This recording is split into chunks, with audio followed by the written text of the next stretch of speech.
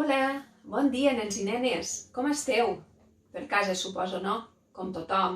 Ara és el que toca, perquè així ben aviat puguem estar tots junts.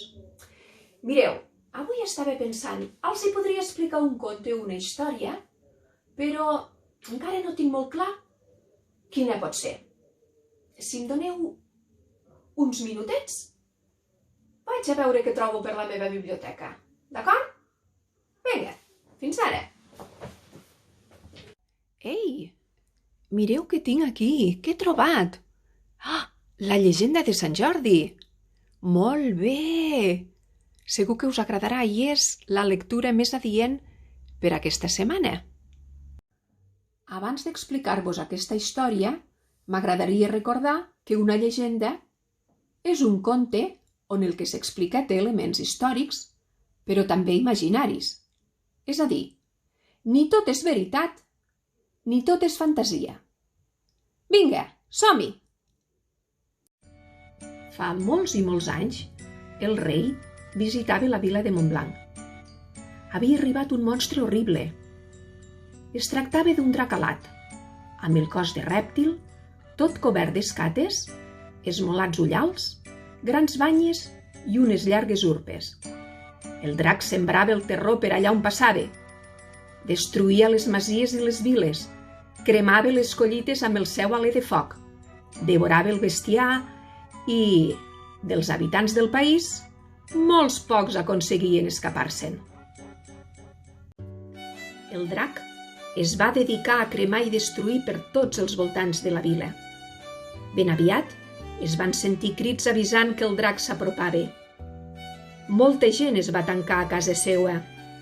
Només els més valents van gosar pujar les muralles de la ciutat per veure què feia la bèstia.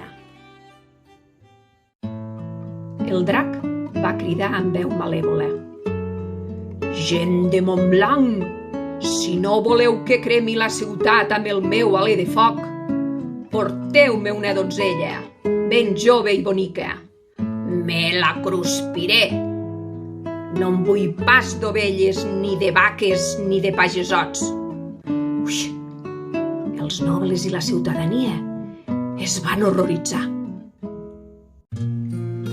No trobaven cap solució per a aquell desastre. Ningú volia sacrificar la seva filla. «Jo tinc 3 filles, però no me'n sobre cap», deia un pare. No serà la meva filla que hi vagi», deia una mare. Així que van decidir fer un sorteig. La sort va voler que l'escollida fos la princesa Violant, l'estimadíssima filla del rei. Al fer-se de dia, la porta de la vila es va obrir i la princesa en va sortir. Camperols, burgesos, menestrals i nobles, a ningú li va quedar un sol ull eixut. «Ningú no defensarà la meva filla?», preguntava el rei. Al mateix moment va entrar per la porta un cavaller vestit de blanc, amb espasa al cinto, escut al braç i llança llarga. Anava pujat dalt d'un majestuós cavall blanc.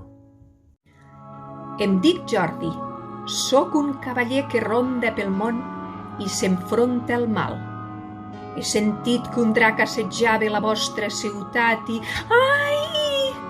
I tant que necessitem la vostra ajuda!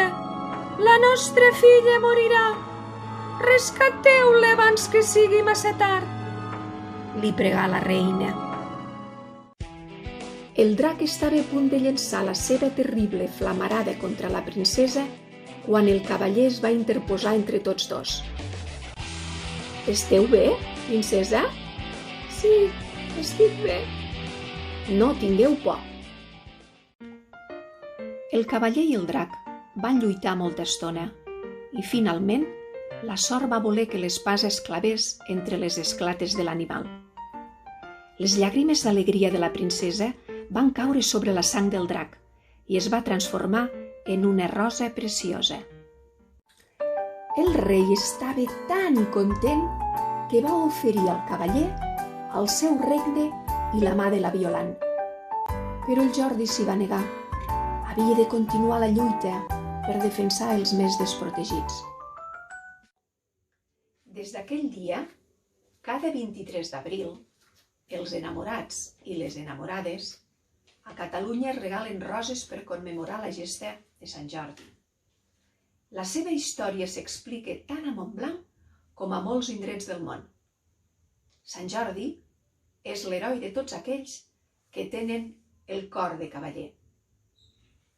I conte contat, ja s'ha acabat. Desitjo que us hagi agradat.